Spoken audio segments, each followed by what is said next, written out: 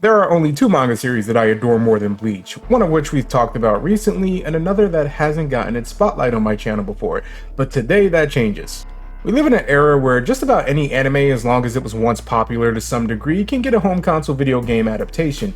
Even excluding the expected ones like Dragon Ball, Naruto, and One Piece, there are plenty of series that aren't as popular getting these game adaptations to varying degrees of quality. Games like Captain Tsubasa Rise of New Champions, Fist of the North Star Lost Paradise, Tenshuta Isekai Chronicles, Doraemon, Sandland, Spy Family, Gintama, and even Death Note recently, just to name a few. Mind you, there are plenty, and I mean plenty, more examples in the last decade, but I think you get the point.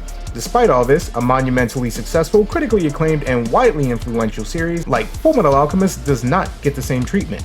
Now, the series is no stranger to video games, and some were pretty good, but most loosely followed the 2003 anime or told their own stories. Even the select few games that followed Brotherhood didn't do the series justice. The manga is the true blueprint. A tightly written, emotionally loaded, masterfully paced, complete story that needs no filler. It's perfect for a full-length story-driven video game, and even more importantly, it's never been properly adapted. And that's what I wanted to discuss today. How Fullmetal Alchemist not just deserves a new and faithful video game adaptation, but also how it's perfect for the medium and yet will never get it. Before we get started, feel free to like or dislike the video. I will greatly appreciate it either way, and if you make it to the end, consider subscribing. I'd love to have you join our community.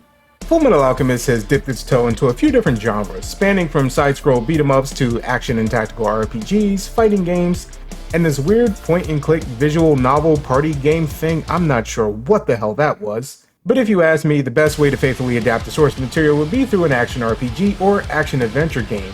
Now, this isn't to say it can't or hasn't worked in the other genres, but I do feel these two would be the best way to capitalize on the creativity and complexity of Hiromu Arakawa's world.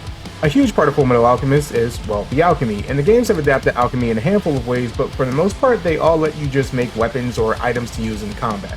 Alchemy, especially the kind done by our protagonist, can be used for a lot more than a momentary item. There was this time in the source material where Ed was trying to sneak around, and so he transmutes a military vehicle into a less conspicuous one.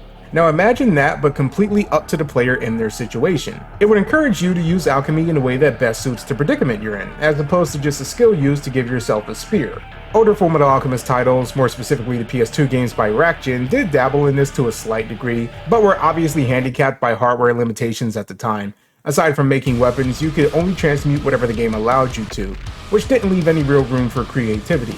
You either did what the game wanted you to do, or you didn't progress. Now, being fair, even a game made from modern hardware would have some sort of limitations. I doubt they'd be able to let you just transmute anything, but still, there's a lot more that can be done with a system like this, and I think it's worth exploring. Alchemy should be useful in and outside of combat. Let the player make weapons, sure, but also let them use it to aid in hypothetical stealth missions, or even use it to platform and maneuver your way to seemingly inaccessible areas. Alchemy itself isn't limitless, but there's so much that can be done, and leaving it up to the player to engage with alchemy the way they see fit just adds a layer of immersion. Think of it like the crafting aspects of Tears of the Kingdom, except maybe a little bit more grounded. I don't think a system like this would lend itself well to other genres. Granted, it will mostly depend on the developers and the scope of the game, but in concept, I don't see a world where we get a Fullmetal Alchemist fighting game that lets you explore Mestris and use alchemy to our leisure, for instance. Now, the reason I say it would be better for an action-oriented game as opposed to something like a turn-based or tactical RPG is because the additional freedom those genres offer. In most turn-based or tactical RPGs, your abilities are limited to your situation, like how your skills are only ever applicable within combat, and whatever you do outside of combat is just up to the game. Take the Persona series, for example. You can't use your persona or any of their abilities to help aid in dungeon exploration. They may grant you passive stats, but you can't just have your persona fly you to an otherwise inaccessible area. You'll only ever see your persona, and by extension their abilities, in combat. Restricting the Elric brothers' use of alchemy to combat encounters just doesn't feel right when it's useful for so much more. Now again, I'm not saying it's impossible to combine the level of alchemy creativity I presented with a turn-based system, but I can't imagine it would flow as organically as it would with the genres I suggest. Another big part of Fullmetal Alchemist is the world itself. I can't say if it would be more beneficial to have a legitimate open world akin to games like Breath of the Wild, Elden Ring, and Genshin Impact, or a massive white linear structure similar to Tales of, Final Fantasy, and the Like a Dragon series. Personally, I would be fine with either so long as I get to explore Mistress and use alchemy in a variety of ways. I don't think either structure has any inherent benefit over the other when it comes to Fullmetal Alchemist, though if we were to get the opportunity to explore an area outside of a Mistress, such as Ishval or even 𝐤𝐳 for flashbacks, then it'd probably be best in a white linear structure. An open world game would likely have to sacrifice those areas for a more in-depth Mistress. Even in the source material, we don't see much of those locations, so naturally there'd be little reason to include them in an explorable open world. I would, however, like for the moments involving their locations to remain present. But to be fair, those moments are fairly short, so even in an open world game, they could just be relegated to cutscenes, thus keeping their inclusion. If we take into consideration how often our characters are traveling from place to place, white linear is still the best approach. This would accommodate for the times when characters are in specific situations that don't give any opportunity for exploration, such as when Scar confronts Kimberly on a train or when the Elric brothers travel to Fort Briggs. With all this in mind, I do think the best way to faithfully adapt the source material without omitting key moments in the story would be to follow the white linear structure, and it would still leave plenty of room for unique ways to engage with alchemy. Now let's talk about characters and a reasonable roster. Over the years, we've seen many JRPGs with a pretty stacked cast. Even ignoring the scope of gacha games like Genshin Impact where characters come out regularly, we've still gotten titles like Grand Blue Fantasy Relink, not to mention games where a large roster is synonymous with the series itself like Fire Emblem and Pokemon, if you want to count that. So I think it's reasonable to have a larger amount of playable characters in this hypothetical Fullmetal Alchemist game. Key characters deserving of playable slots include Edward and Alphonse Elric, Roy Mustang, Riza Hawkeye, Alex Armstrong, Ling Yao, and by association Greed, Lan Fan, Mei Chang, and Scar. Other characters that warrant a playable slot but are just as easily relegated to cutscenes or supporting roles are Mace Hughes, Izumi Curtis, Olivier Armstrong, and Hohenheim. Now in a perfect world, all these characters as well as the homunculi would be playable, but that's not realistic. While I am presenting what I perceive to be an ideal Fullmetal Alchemist game, I want to keep it within reasonable expectations. It'd be easy for me to sit here and list every little thing I personally want in a Fullmetal Alchemist game, but all those things aren't inherently plausible or necessary. With all that in mind, the initial list of characters I stated are the ones I feel are crucial in adapting the source material faithfully. Believe me, I would much prefer to play as Izumi or Olivier as opposed to Lan Fan, Mei, Alex, and honestly even Scar. However, the fights they participate in that would be adapted into the game are not solely their own. Olivier's biggest fight is alongside Alex against Sloth. In-game, this can be handled with Alex as the primary playable character, while Olivier is the support. Think of it like Red 13 in Final Fantasy VII Remake. Mind you, this is not my preferred way to go about it, but I see it as the most probable decision considering how much time and detail would have to go into all their movesets. I echo this sentiment with characters like Izumi and Hohenheim as well. Now you might be thinking, then why would Lan Fan or Riza be playable? And well, that's because, as I stated earlier in the video, this would be adapting the manga as opposed to either anime. For anyone who has only watched Brotherhood and hasn't read the manga, you'd be surprised to see Lan Fan actually has a fight she handles completely outside of the presence of Ling. While in Brotherhood, she only ever fights alongside him. If the game is to adapt this faithfully, she'd need a playable slot or else cut the confrontation entirely, like Brotherhood did. You could argue the fight in question can be reduced to a cutscene or alluded to via dialogue boxes, but I find both those solutions to be needlessly lazy and a bit of a cop-out. Even when examining her fights alongside Ling, she is incredibly fast and agile and would offer a unique combat system with more traditional weapons like kunai and explosives. Not to mention, like Ling and her grandfather, she can sense chi. This could be a unique mechanic for the Shinji's characters that differentiate them from our usual alchemists. A mechanic like this would obviously apply to Ling as well, but I don't think it should be a mechanic exclusive to just one character. Another thing to keep in mind is the potential for stealth sections. Now these wouldn't be exclusively for her, but it's something she'd be great for due to being a literal ninja. I think it would be both immersive and interesting to handle stealth without the help of something like alchemy. Then there's Riza. Unlike Lan Fan, she doesn't have a solo fight exclusive to the manga, not that I remember at least, so she's someone that could be a support-only character. But I feel like a JRPG of this caliber should have at least one gunslinger, and there's no better candidate than the Hawk's Eye. In a more objective lens, Riza just plays such a pivotal role in the story that it would feel wrong to exclude her. Kinda like how, despite her few fights, Odahime's omission from Rebirth of Souls is very apparent and off-putting. I will never get over it. That said, I can imagine Riza working just fine as a support, and it wouldn't bother me too much cause she'll still be present in battles, just not under the player's control. With all that in mind, it would leave us with a 10 playable character roster, maybe even 14, that doesn't have to cut corners to faithfully tell the story. And speaking of story, let's discuss that next. I already talked about how the game should closely follow the manga, but realistically, all games like this include their own original side content. Dragon Ball Kakarot is a pretty solid example of this. However, a series as tightly written as Fullmetal Alchemist doesn't leave a lot of wiggle room to fit in the typical side content, especially in the later arcs. While it's not impossible, I struggle to imagine how it would fit organically. The idea of going over the traumatic events of the Ishvalan Civil War and then soon after doing a fetch quest or engaging in some lighthearted minigames seems a bit like tonal whiplash. But even still, stuff like this is expected.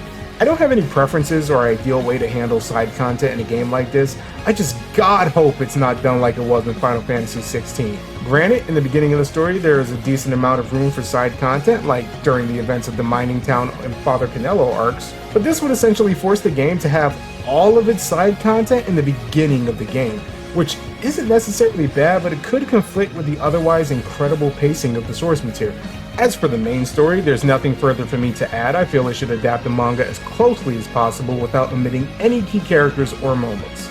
I guess my biggest worry would just be the presentation. We live in a time where slideshows with text boxes and default poses standing adjacent from one another are considered cutscenes. I know it's a lot to ask for a story as lengthy as this to have a massive freely explorable world, 10 uniquely playable characters, and fully fleshed cutscenes, but I also feel like if any series deserved this level of attention, it's Fullmetal Alchemist. I'm not saying every piece of dialogue should be a cinematic masterpiece, but expressive character models with fully realized pre-rendered cutscenes would work wonders. Something akin to the Storm series, but more notably Ninja Storm 3. Alright, now that I've talked your head off about my ideal Fullmetal Alchemist game and why the series is perfect for an adaptation of this magnitude, allow me to also explain to you why it will never happen.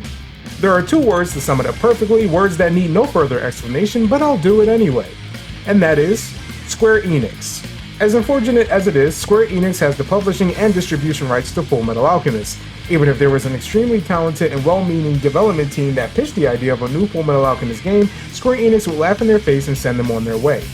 Despite having some of the most critically acclaimed JRPGs in the market, this is a company obsessed with chasing trends and mismanaging IPs. Initially, when writing this script, I typed out a list of the many Square Enix shortcomings and bad decisions in recent years, but it was unsurprisingly very long and mostly irrelevant to the current topic. All you really need to know is that Square Enix as a company doesn't have creators or their fans' best interests in mind. They want profits with as little effort as possible and will emulate just about anything to accomplish that, even at the expense of their own developers and communities. How poetic that a great example of this phenomenon is none other than Fullmetal Alchemist Mobile, the one and only Fullmetal Alchemist game since the late PSP. It was clear from the start that this game was made solely out of obligation and greed. Ironic.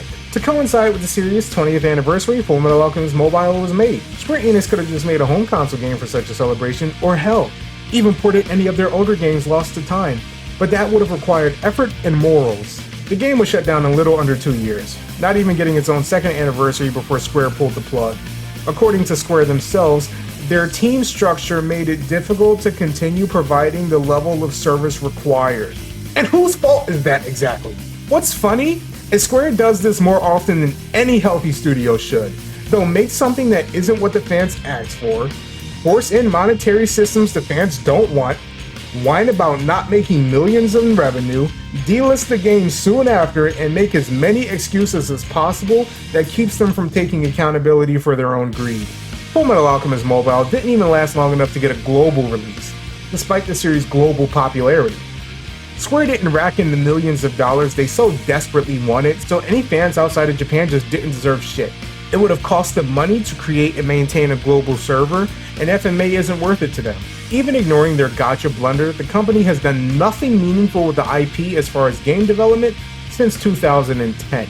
I say all this to remind you that regardless of the genre, regardless of ideas, the scope, the developers, or the type of game, as long as Fullmetal Alchemist is owned by Square Enix, we fans will continue to get nothing. All this company can care to do is use Fullmetal Alchemist to collab with other gacha games, because at least that doesn't cost them money. Until Square Enix changes its business philosophy, stops chasing trends, starts listening to fans, and quits being so egregiously avaricious, we're not getting a home console Fullmetal Alchemist game ever again.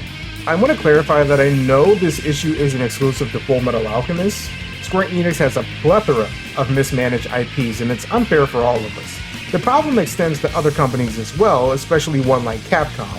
It sucks, but it's the nature of the modern industry. The main reason I made this video was just to talk about Fullmetal Alchemist in a way that relates to video games, since I'm a gaming-oriented channel and Fullmetal Alchemist is my second favorite manga of all time.